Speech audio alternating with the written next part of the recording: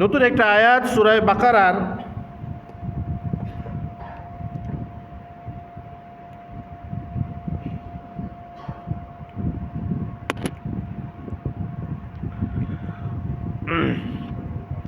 বাকারার 254 নম্বর আয়াত। ইয়া আইয়ুহাল্লাযীনা আমানু আনফিকু মিম্মা রাযাকনাকুম মিন ক্বাবলি আন ইয়াতিয়া ইয়াউমুল লা বাইউন ফীহি ওয়ালা খুল্লাতুন ওয়ালা শাফাআহ ওয়াল কাফিরুনা হুমুজ যালিমুন। একটা আয়াত। ইবাদত দুই প্রকার। ইবাদত কয় প্রকার ভাই? দুই প্রকার। কিছু ইবাদত আছে বদনী, শরীর দিয়ে করতে হয়, যেমন নামাজ। আর কিছু ইবাদত আছে মালি, অর্থ দিয়ে করতে হয়, যেমন যাকাত, কুরবানি, ফিতরা। তো অনেকে মালি ইবাদতগুলো করে, অর্থাৎ নামাজগুলো ঠিক করে, মালের উপর পরিশ্রম সে মেনে নেয়, কিন্তু দেহের উপর পরিশ্রম, শরীরের উপর পরিশ্রম সে মেনে নেয়, দৈহিক ইবাদতগুলো করে, কিন্তু মালি ইবাদত এগুলো করে না। অর্থাৎ আর্থিক খরচ সে এটা সহ্য করতে পারে না, মানতে পারে না। এই জন্য অনেকে আছে নামাজ পড়ে সারা জনমে যাকাত দেয় না, এমন আছে না? 5 ওয়াক্ত নামাজ পড়ে কিন্তু সারা জনমে যাকাত দেয়। আল্লাহ তাআলা বলেন যে না, তোমার এটা বোঝা দরকার যে তুমি মালের মায়ায় তুমি যাকাত দাও না, কিন্তু মাল তো আমি যদি তোমাকে না দিতাম তো তুমি মালের মালিক হইতে পারতে না। কথা ঠিক না ঠিক? এই জন্য আমি তোমাকে দিচ্ছি, আমি তোমাকে যে রিজিক দিচ্ছি সেখান থেকে তুমি খরচ করো। তুমি তোমার নিজের মনে না করে এটা আমার দেওয়া জিনিস মনে করো, তো তোমার খরচ করাটা তোমার জন্য ইজি হবে, সহজ হবে। মানসিকভাবে তুমি প্রস্তুতি নিতে পারবা দেওয়ার জন্য। যাকাতের ফান্ডে, ফিতরার ফান্ডে, কোরবানি করার জন্য মানসিকভাবে তোমরা প্রস্তুতি নিতে পারো। দেখেন আমাদের সমাজে আলহামদুলিল্লাহ মানুষ অনেকে কোরবানি করে, কিন্তু আমি আমার প্রতিবেশীদের মধ্যে, এবার আমি আমার আত্মীয় স্বজনদের মধ্যে, আমি আমার মহল্লা এলাকায় কেরানীগঞ্জে অনেক মানুষকে দেখেছি বছরের পর বছর চলে যায়, তারা কোনো সময় কোরবানি দেয় না। এমন আছে কি নাই? বছরের পর বছর চলে যায়, কোরবানি দেয় না। তাদের ঘরের ভাড়াটিয়ারাও মাঝে মাঝে কোরবানি দেয়, কিন্তু এরকম বাড়িওয়ালারাও কোরবানি দেয়। জিজ্ঞেস করলে এই সমস্যা ওই সমস্যা, সামনেবার দেবো। এদের সামনেবার আর আসে না, প্রতিবারই বলে সামনেবার দেবো, সামনেবার আর আসে না। দেখি আল্লাহ তাআলা বলেন যে না, এরকম তুমি চিন্তা করো না, বরং তুমি এটা চিন্তা করো যে আমি তোমাকে যে রিজিক দিছি এই রিজিক থেকে তুমি দান করো। এটা তোমার নিজের মালিকানা মনে না করে এটা আমার দেওয়া জিনিস, আমার দেওয়া রিজিক মনে করো, এটা তোমার জন্য দান করা, খরচ করা, যাকাতের ফান্ডে, এমনিভাবে কোরবানিতে, ফিতরার মধ্যে তোমার জন্য সহজ হবে। ইয়া আইয়ুহাল্লাযীনা আমানু আনফিকু মিম্মা রাযাকনাকুম, হে মুমিনগণ তোমরা খরচ করো সেখান থেকে যে রিজিক আমি তোমাদেরকে দিয়েছি সেখান থেকে তোমরা খরচ করো। এমন একটা হাদিস শুনেন, বুখারী শরীফের আছে, কিতাবুল ঈমানের মধ্যে আছে। কোনো ব্যক্তি যদি তার পরিবার পরিজনের পিছনে, বিবি বাচ্চাদের পিছনে খরচ করে, এমনকি কেউ যদি তার বাচ্চার মুখে, তার বিবির মুখে এক লোকমাও দেয়, সওয়াবের নিয়ত করে যদি খরচ করে, তাহলে এর প্রত্যেকটা বদলে সদকা করার সওয়াব আমলনামার মধ্যে লেখা হবে। কিন্তু দেখেন আমরা খরচ করি, কিংবা আমরা অনেক সময় সন্তানদের পিছনে, স্ত্রীদের পিছনে অযাচিত পথে খরচ করি। সন্তানরা অবৈধ কিছু দাবি করে, তাদেরকে উঠা দিই। স্ত্রীরা নাজায়েজ কিছু দাবি করে, শরীয়ত অনুযায়ী যেটা জায়েজ দেয় সেটা দিই। এটা তো একদিক দিয়ে গলত কাজ করি। আর দ্বিতীয়ত, আমরা যদি সহি পথে খরচ করি, সন্তান আর বাচ্চাদের পিছনে খরচ করি, কিন্তু সওয়াবের নিয়ত করি না। কিসের নিয়ত করি না ভাই? এখন থেকে নিয়ত করেন যে যা খরচ করব বৈধ খাতে খরচ করব, সওয়াবের নিয়ত করব। পারবো না ইনশাআল্লাহ? আল্লাহ তাআলা আমাদেরকে তৌফিক দান করুন। তাহলে প্রত্যেকটা দানের প্রত্যেকটা খরচে আপনি দেখবেন দানের সব পাবেন, সৎকার সব পাবেন। সুবহানাল্লাহ বলবেন না? আপনার আমলনামা দেখবেন ভরে যাবেন। প্রতিদিন তো বাচ্চাদের পিছনে খরচ করেন, সন্তানদের পিছনে খরচ করেন, তো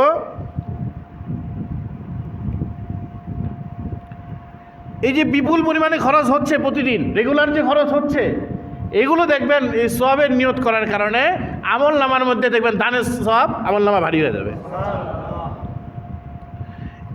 তো আল্লাহ তাআলা বলছেন যে এইভাবে তোমরা খরচ করো। ওই দিন আসার পূর্বে মিন ক্বাবলি আইয়াতি ইয়াউমুল লা বাইউন ফীহি ওয়ালা কুল্লাতু ওয়ালা শাফাআ, ওই দিন আসার পূর্বে, ওই কিয়ামতের দিন আসার পূর্বে, যে কিয়ামতের দিন লা বাইউন ফীহি, সেখানে কোনো সদাই হবে না, সওদা হবে না। সওদা যে আল্লাহ দুনিয়াতে আমি যাকাত দিতে পারি নাই, এই যে সব টাকা পয়সা স্টক করে কিয়ামতের মাঠে আইলাম, লন আপনি একবারে নিয়ে নেন। লা বাইউন ফীহি, সওদা হবে না। ওয়ালা খুল্লাতুন, সেখানে কোনো বন্ধুত্ব কাজে আসবে না। এখানে অনেক ট্যাক্স, অনেক কর, অনেক চাঁদা, অনেক অনুদান, অনেক বন্ধুত্বের খাতিরে এটা অনেক সময় মাফ হয়ে যায়। অনেক কিছু দিতে হয়, এটা বন্ধুত্বের খাতিরে বাস, বা পরিচিতি হওয়ার কারণে, বা দলীয় সম্পর্কতার কারণে, বা বিভিন্ন ইস্যুতে এটা মাফ করে দেওয়া যায়।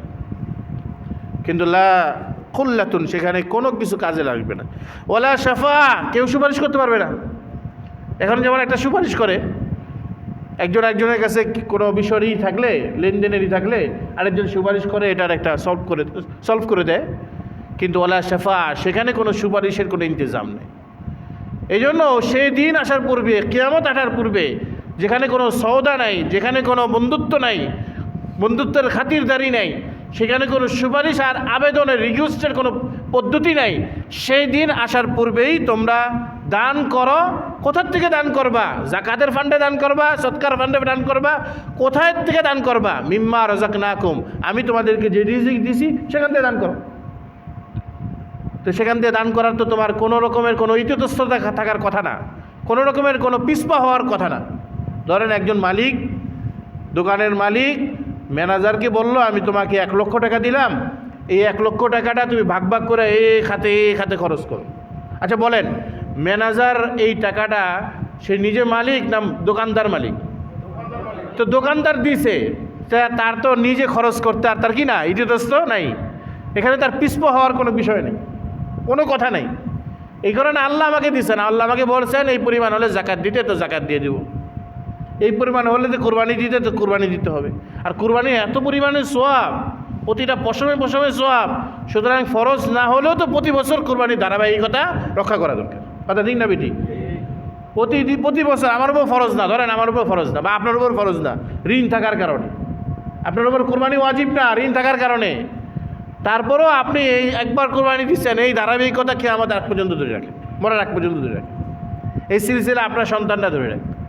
এবার না পরের বার না পরের বার, এইভাবে যদি একবার বন্ধ করেন, আমলে যদি একবার ঘাটতি আসে, ওই আমল আর রেগুলার করা যায় না। ওয়াল কাফিরুনা হুমুজ জালিমুন, আল্লাহ বলেন যে আমার বিধানকে যারা অমান্য করবে, হুমুজ জালিমুন, তারা নিজের উপর জুলুম করছে। শরীয়তের বিধানকে যারা অমান্য করে, তারা নিজের ক্ষতি করছে। এই শরীয়তের বিধান অমান্য করলে কার ক্ষতি? শরীয়তের কোনো ক্ষতি না, নিজের ক্ষতি। দেখেন, পর্দার বিধান যদি অমান্য করে, তাহলে পর্দার বিধানের কোনো ক্ষতি হয় না, কিন্তু যে নারী অমান্য করছে সেই নারীর ক্ষতি হয়। কথা ঠিক না বেঠিক? আচ্ছা, শরীয়তের যে বিধানগুলো, প্রত্যেকটা বিধানগুলো যে অমান্য করছে তার ক্ষতি, শরীয়তের কোনো ক্ষতি না। শরীয়ত তো নিষ্কলুষ, শরীয়ত তো কল্যাণ। শরীয়তের বিধান এটা ব্যক্তি জীবনও আছে, শুধু রাষ্ট্রীয় জীবনে ঠেলা নিয়ে না, রাষ্ট্রীয় জীবনে তো আছেই, ব্যক্তি জীবনে আগে, নিজের পারিবারিক জীবনে শরীয়তের বিধান আগে, আর অর্থনৈতিক জীবনে শরীয়তের বিধান আগে, তারপরে না রাষ্ট্র আস্তে আস্তে তৈরি হবে। এটা আয়াতের তাফসীর বললাম। এবার আপনাদেরকে একটা আমল শিখাই, অত্যন্ত দামি একটা আমল। এই আমলের যদি ফায়দা আপনি পান, তাহলে আমাকে বিনিময় দিতে হবে। কি দিতে হবে? বিনিময় দিতে হবে। একটা আমল শিখাবো, এই আমলের যদি লাভ পান, ফায়দা পান, তাহলে এই আমলের বিনিময় আমাকে দিয়ে দিতে হবে। অনেক জায়গায় আছে না, ফু দিলে এত টাকা করে দিতে হয়, তাবিজ দিলে, তদবির দিলে এত দিতে হয়। যাক আমাকে বিনিময় দিতে হবে, বিনিময়টা কী দেবেন? আমার জন্য দোয়া করবেন, আর কিছু না। সেটা হলো এই আমলটা হলো এই, একবার হযরত হাজী ইমদাদুল্লাহ মুহাজির মক্কি রহমতুল্লাহি আলাইহি, হাজী ইমদাদুল্লাহ মুহাজির মক্কি রহমতুল্লাহ আলাইহি, ইনি এই দেশে যত পীর মুরিদির সিলসিলা আছে, এই সিলসিলাগুলো দুই ভাগে বিভক্ত। যত সহি পীর মুরিদি আছে এই দেশে, যত সহি পীর মুরিদি আছে বাংলাদেশ, ভারত, পাকিস্তান, আফগানিস্তান সহ এই অঞ্চলগুলোতে, এই সিলসিলাগুলো, পীর মুরিদির সিলসিলাগুলোর দুই ভাগে বিভক্ত। এক ভাগের প্রধান হলেন হাদিয়ে বাঙ্গাল হযরত মাওলানা কারামত আলী জৌনপুরী রহমতুল্লাহ আলী, এক ভাগের প্রধান হযরত মাওলানা কারামত আলী জৌনপুরী রহমতুল্লাহ আলী। তার থেকেই বিভিন্ন সিলসিলা হয়েছে, ফুরফুরা, সরসিনা, চলাভাঙ্গা, আরও একের পর এক অনেকগুলো হয়েছে, এগুলো সব সহি সিলসিলা। আরেক ভাগের প্রধান হলেন হাজী ইমদাদুল্লাহ মুহাজির মক্কি রহমতুল্লাহ আলী, তার থেকে আরও সিলসিলা হয়েছে, মাদানী, থানবী, গঙ্গুহি, উজানি, চরমোনাই, এইভাবে একটার পর একটা সিলসিলা হয়েছে। তো এই সিলসিলার প্রধান হাজী ইমদাদুল্লাহ মুহাজির মক্কি, ওনার কাছে এক ব্যক্তি গেছে, যা বলছে যে আর্থিক সংকট লেগেই থাকে, ঘরের মধ্যে অভাব অনটন লেগেই থাকে, কি করবে, একটা আমল শিখিয়ে দেন, অভাবের তাড়না আর বাঁচি না। এরকম আছে না সমাজের মধ্যে? অনেক মানুষ, আমরা প্রত্যেকেই কিছু না কিছু অভাবী, কোনো না কোনো লাইনে অভাবী। হযরত হাজী ইমদাদুল্লাহ মুহাজির মক্কি রহমতুল্লাহ আলাইহি, ইনি বললেন যে তাহলে একটা কাজ করো, আমল করো। আমলটা হলো রাত্রে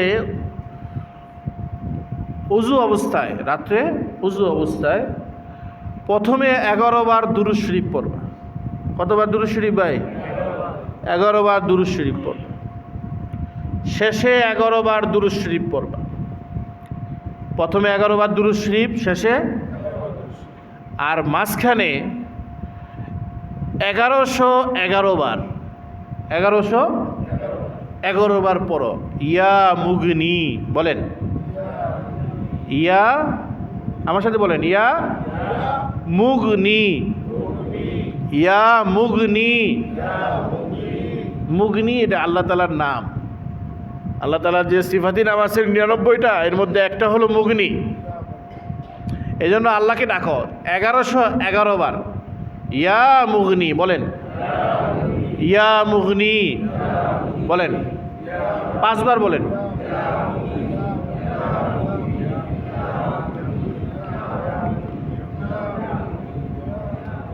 এইভাবে ডাকবেন। কতবার ভাই? 1111 বার ডাকবেন। এটা আমাদের এই যে সিলসিলা, দেওবন্দি সিলসিলার প্রধান সাইয়্যিদুত তায়েফা হযরত হাজী ইমদাদুল্লাহ মুহাজির মক্কি রহমতুল্লাহ আলাইহি, তিনি এই আমল বাতলেছেন। তো ওই মুরিদ প্রথম দিন আমল করে নেই, পরের দিন আসছে, আইসা জিজ্ঞাসা করছে, হাজী সাহেব জিজ্ঞাসা করছে কি আজকে পরের দিন কোনো অভাবটাও আসেনি? অভাব তো লেগে আছে। পরের দিন জিজ্ঞাসা করছে, কয় অভাব লেগে আছে। আচ্ছা, এর পরের দিন আবার জিজ্ঞাসা করছে, দ্বিতীয় দিন, তৃতীয় দিন আবার অভাব লেগে আছে। এভাবে 1 সপ্তাহ পর্যন্ত জিজ্ঞাসা করছে, কারণ অভাব লেগেই আছে। হাজী সাহেব বলছে যে ব্যাপারটা কি, তুমি আমল করো নাই? আমল তো আপনি শিখাইছেন, কিন্তু আমি আমল করি নাই। কি করে নাই? আমল শিখাইছে কিন্তু আমল করে নাই। তা আমল না করলে তোমার অভাব দূর হবে কীভাবে? তোমার তো আমল করতে হবে। 1 সপ্তাহ পরে যে আবার আমল করছে, আমল করার পর আইসাই বলতেছে আমার আজকে কোনো অভাব নাই, আলহামদুলিল্লাহ। আল্লাহর নামের অনেক প্রভাব, ইয়া মুগনি, আল্লাহর নামের অনেক প্রভাব।